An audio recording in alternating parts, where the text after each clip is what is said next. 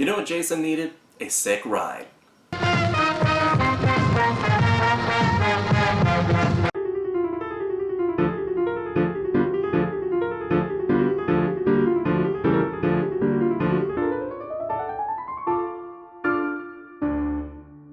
In 2007, Quentin Tarantino and Robert Rodriguez joined forces and paid homage to the old exploitation movies. These movies were easy to spot with their extreme images of violence, drugs, sex, gore, violence, violent sex, sexy violence. Getting hot in here.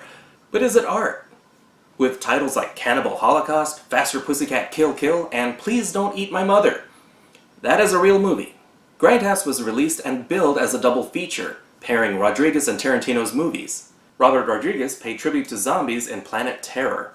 Rose McGowan played a badass stripper with a machine gun leg and infinite ammo, while Quentin Tarantino celebrated girls, gore, and cars in Death Proof. You saw that, right? I think we stumbled on a theme here, folks.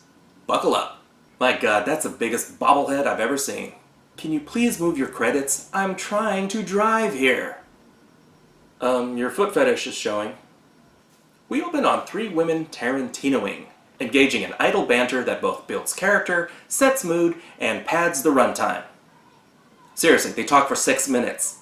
Look out, they're being stalked by a Fast and Furious movie.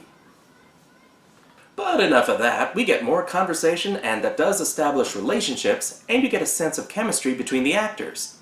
You just get a lot of it.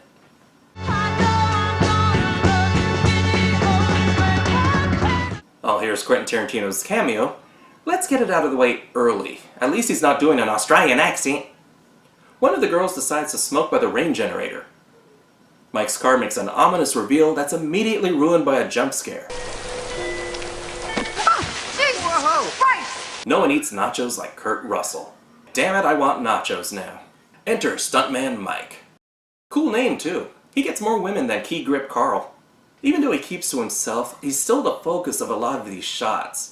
He encounters Rose McGowan as a woman in need of a ride. They hit it off, and Mike's dialogue even endears him slightly.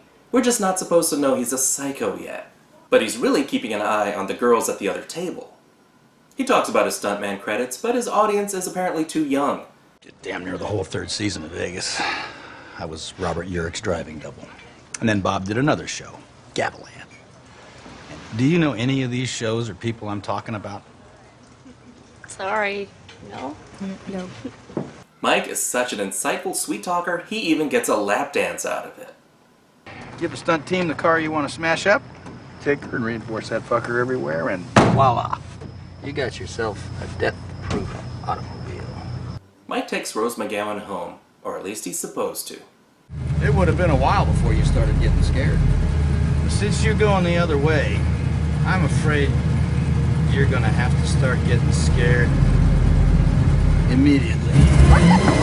We finally get some action when Mike starts driving. He also reveals his more nuttier nature.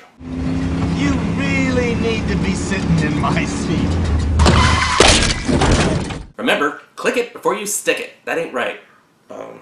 Although he brutally kills his passenger, I really want to know where he gets his brakes done. But he goes off to find his real targets. Remember these girls? Yeah, they've been drinking so much all night, I wonder if they should be driving.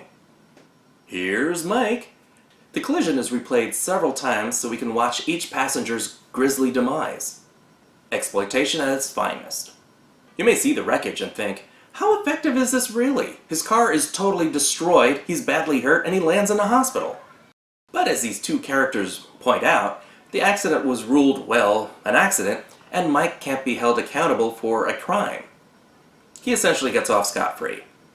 If he ever does it again, I can be goddamn sure he don't do it in Texas. Then these two go away. 14 months and a few insurance forms later, Mike's looking better, his car is restored, and presumably once again death-proofed. He wastes no time in scoping out a new set of victims. Yeah, I thought I was having a stroke at this point, but this part really is in black and white. Our new targets are played by Tracy Toms, Mary Elizabeth Winstead, and Rosario Dawson. If a man you never met before suddenly licks your feet, that's impulse. I'm kind of digging the black and white. It's kind of classy, like film noir. Oh, hi color. They also happen to be in show business, including Kim, a stunt driver, and a fourth friend they pick up, stuntwoman Zoe, played by Zoe Bell. More Tarantinoing. This goes on for 12 minutes. Today's plan, take a 1970 Dodge Charger for a test drive. They argue for another 6 minutes. Have I mentioned this movie's only halfway over? In order to be able to test drive the car without the owner around, they leave their friend behind. Lee, this is Jasper. Jasper, Lee. Now you two kids stay out of trouble. Yeah, he'll be wearing her face like a mask by sundown. But they're not just here to test drive the car. They're here to play a game called Ship's Mast. What is Ship's Mast? This is Ship's Mast. Highly irresponsible. If they don't buy the car, how are they going to explain all the ass-shaped dents in the hood? After 30 minutes, Mike's back.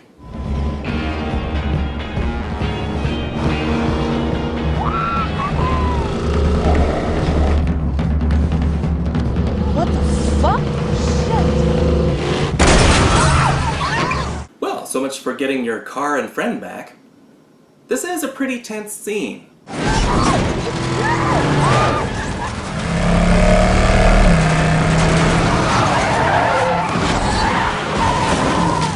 Ladies! That was fun! Oh, fuck! But luckily, one of the gals is packing heat.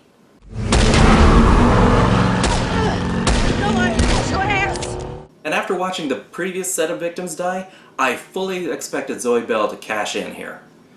But she lives. Oh, shit! God damn it! Mike flees, but today he picked on the wrong girls. You wanna go get him? Oh, hell yeah! Hell yeah! Mike takes a round in the arm, and that makes him a bit thirsty. Nothing like a little bourbon to hasten the bleeding. But it's not long before the girls arrive and the tables are turned. They run him down like a little bitch. I mean, they're not taking his shit anymore. Mike is clearly out of his element here. He just can't seem to shake him. But he manages to give them the slip. Now he's free to terrorize women yet again. Don't celebrate too quickly, Mike. In a scene worthy of a Russian YouTube car crash video, Mike is wrecked, son. Wait, ladies, let's exchange insurance information. They beat the living crap out of him. And I'm pretty sure they'd kill him. That totally looked like a kill shot. Although we never see their friend again, I'm pretty sure they don't either. And that was death proof. The first time I saw this movie, I made assumptions. I was irritated by the first hour being spent establishing these women, only to kill them halfway through the movie, and then throwing another set of victims into the fray. I thought it was weird. I thought it was another storytelling gimmick. And what I first thought was pointless dialogue actually had a purpose.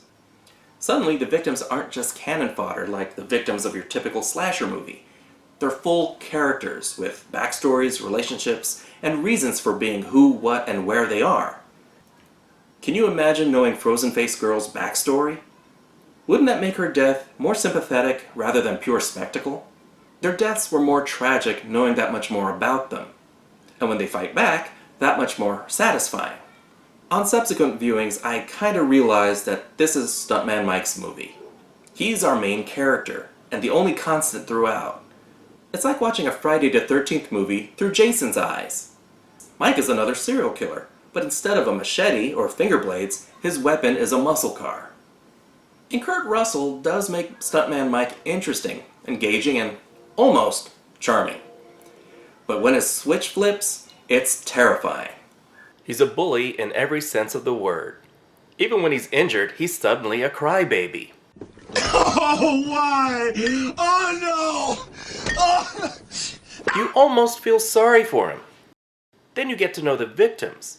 Setting up an entire set of victims in the first half raises the stakes and sets expectations. You don't expect the second group to fight back to the degree they do.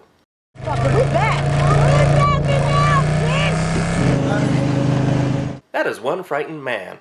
Lol.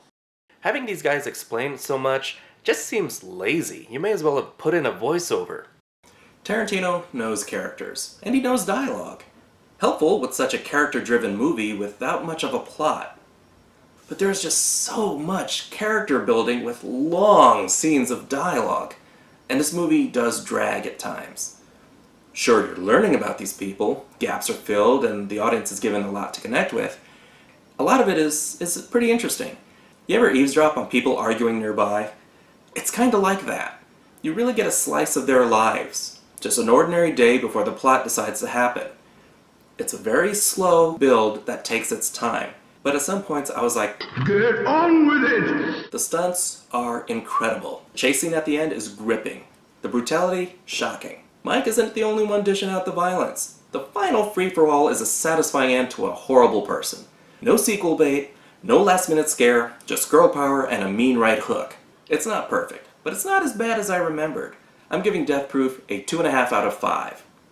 Pacing suffers, but the action and character depth elevates this movie above a slasher film on wheels. Well, that's it for me. If you like this video, give it a thumbs up and subscribe. Crush the hell out of that subscribe button. Man, all this movie violence is getting to me. Oh, and leave a comment below. I want to get to the point where I have so many comments that I have to hire a staff just to keep track of them. This is theNewBee, and as always, thanks for watching. I'll see you later. That was fun!